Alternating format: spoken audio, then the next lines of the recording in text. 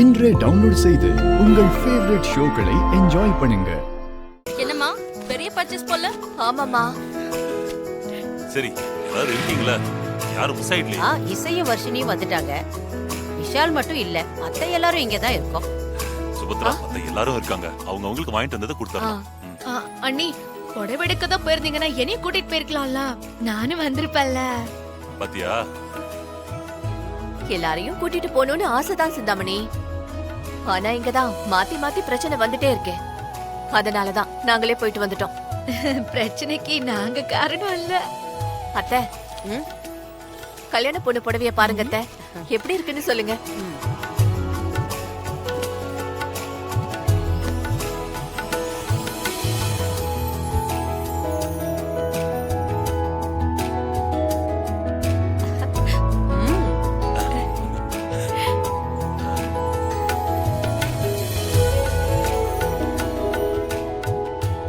Super Subhadra, உன்னோட selection என்னைக்காவது miss ஆகுமா? அற்புதமா இருக்கு. வர்ஷினிக்கு ஏத்த மாதிரி அருமையா இருக்கு. அம்மா, அது குடுமா?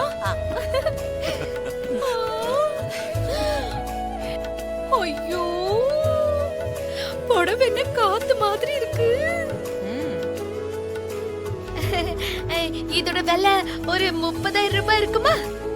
இது என் மருமகளுக்கு நான் வாங்கின புடவை. அவ்வளவு கம்மியான விலையில வாங்குவேனா?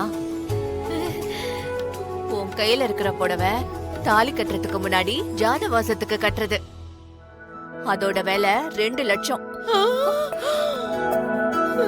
2 லட்சம்?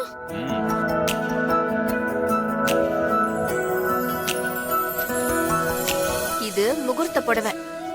இதோட விலை 4 லட்சம். என்னக்கா, 6 லட்சமா?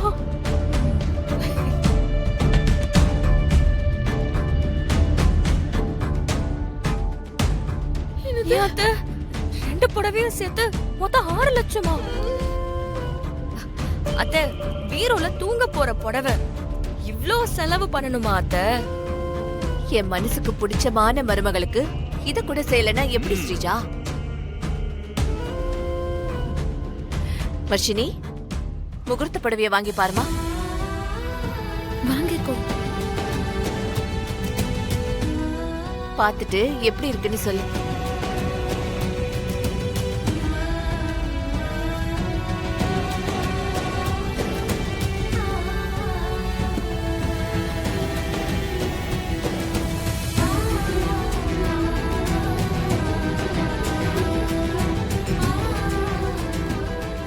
என்னம்மா, பிடிச்சிருக்கா?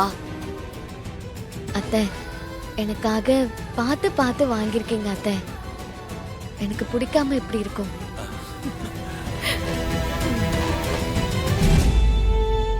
ரெண்டு புடவை 6 லட்சம்னா இவளுக்கு பிடிக்காம இருக்குமோ?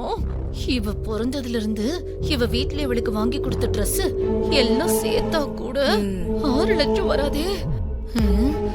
இந்த வர்ஷினிக்கு வந்த வாழ்வை பாத்தியா?